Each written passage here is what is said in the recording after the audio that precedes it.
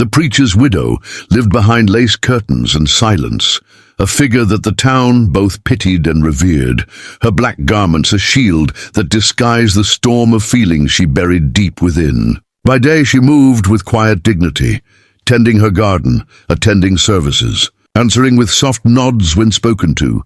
But at night, when the oil lamp flickered low, she felt the emptiness pressing harder than any sermon could ease. She had once known laughter, touch, the comfort of warmth beside her, but ever since her husband was lowered into the ground, she had sworn that desire had no place in her life. And yet, life has a way of awakening what the heart tries to smother. It began when a stranger rode into town, dust trailing his boots, eyes dark with secrets, carrying the air of a man who belonged nowhere and everywhere all at once. Whispers followed him to the saloon, to the chapel steps, and finally to the widow's porch where he stopped one evening to ask for water. His voice was rough, his manner plain, but in the way he held her gaze there was something that unsettled her carefully guarded world.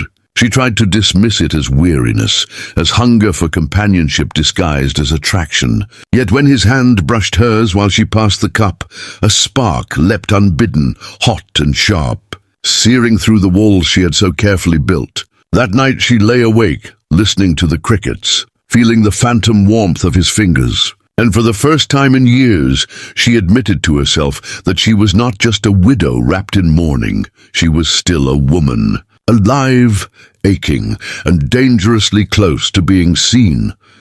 The days that followed became a trial of the spirit she could no longer control. For every time she stepped into town, she felt the drifter's eyes upon her, steady and unashamed, and though she told herself she despised his audacity, her heart betrayed her with its quickened rhythm. He was unlike the men she had known.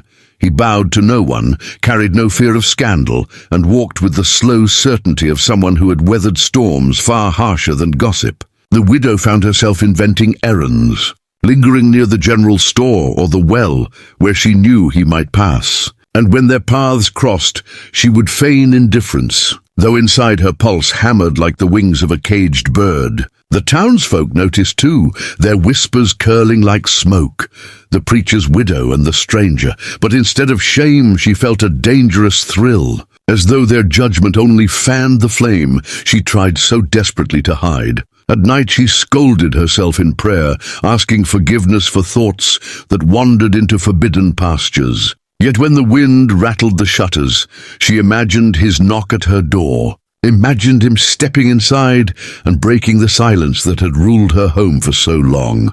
She fought the temptation as though it were a demon, but temptation wore the face of a man who carried mystery in his eyes and a challenge in every glance. The harder she resisted, the more her body remembered what it meant to long, and the more her soul trembled under the weight of a desire she no longer had the strength to bury.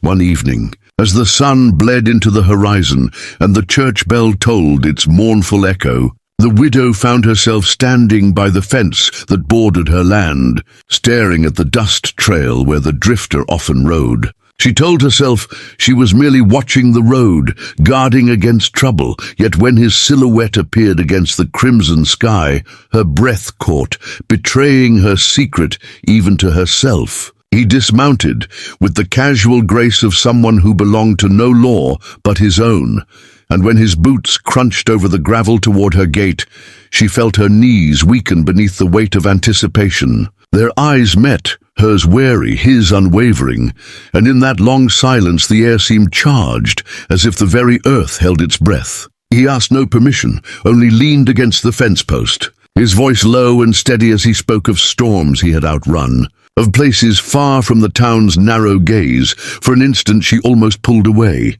instinct urging her to retreat behind the veil of widowhood she had worn for so long. But the warmth of his palm rooted her to the spot, stronger than her fear and gentler than her shame. The drifter's hand was rough, calloused from years of wandering roads and wielding tools of survival. Yet within that roughness she felt a strange tenderness, a reminder that she was still flesh and blood, and not merely a relic of loss. The town would have gasped had they seen her standing there in the dusk, her hand trembling within that of a stranger, but the world seemed narrowed to the space between them, to the silent thunder rolling in her chest. He leaned closer, his voice dropping so low it brushed against her like a secret, telling her she deserved more than shadows, more than empty nights spent clinging to memories of a man long gone. Her lips parted to protest, to remind him she was a preacher's widow bound by the weight of vows and reputation. But no words came, only a shiver that betrayed the truth she could not speak. In his gaze, she saw no mockery, no pity, only an unrelenting certainty that terrified and thrilled her in equal measure. She tried to steady herself with thoughts of duty, of scripture, of the judgment of neighbors, yet the pulse hammering in her veins answered with defiance. Whispering that life was too fleeting to smother every longing, the drifter squeezed her hand gently, not demanding but inviting. And in that moment, she felt the first crack appear in the fortress she had built around her soul. That night she could not sleep.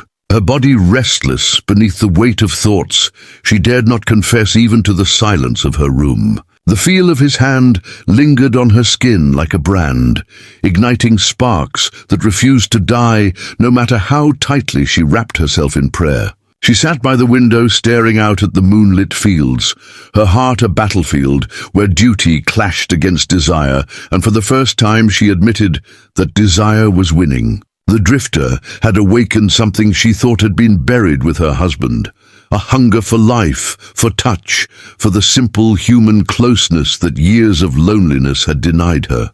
She tried to convince herself it was wickedness, that she must resist, lest her soul be condemned. Yet even as she whispered scripture under her breath, her mind replayed the way his eyes had held her, unyielding and sure. With every memory, she felt the walls inside her crumble further, each brick dislodged by a longing she could not command. She paced the floor, pressing her hands against her chest as though she could smother the fire, but it only grew hotter, consuming the widow and leaving only the woman behind. Outside, the night hummed with crickets, and in their steady chorus, she imagined his footsteps on her porch, his knock on her door, the moment she would finally face the truth she had hidden too long. By dawn, exhaustion overcame her, but even in sleep her lips moved with dreams she dared not name. Dreams where the drifter's presence filled her house like warmth after endless winter.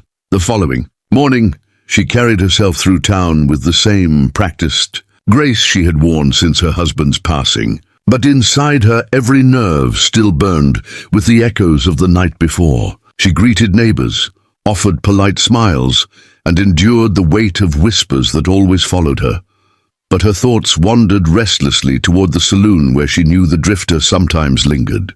She told herself she would not look for him, yet her eyes betrayed her, scanning every corner, every doorway. Until at last, they found him leaning against the wooden post, hat tilted low, his gaze fixed on her with that same unflinching certainty that left her breathless. Their eyes locked, and though no words were spoken, something passed between them, an understanding, a recognition that both were bound by an invisible thread pulling tighter with each meeting. She lowered her gaze quickly, her cheeks warming, and hurried her steps, but the imprint of his stare followed her home like a shadow she could not escape. By the time she reached her porch, she pressed her hand against her chest, feeling her heart thunder as though it might betray her secret to the world. She sank into her chair, the air heavy with the scent of summer dust, and realized that the barrier between her duty and her desire had grown dangerously thin. Every encounter with him unraveled her resolve further,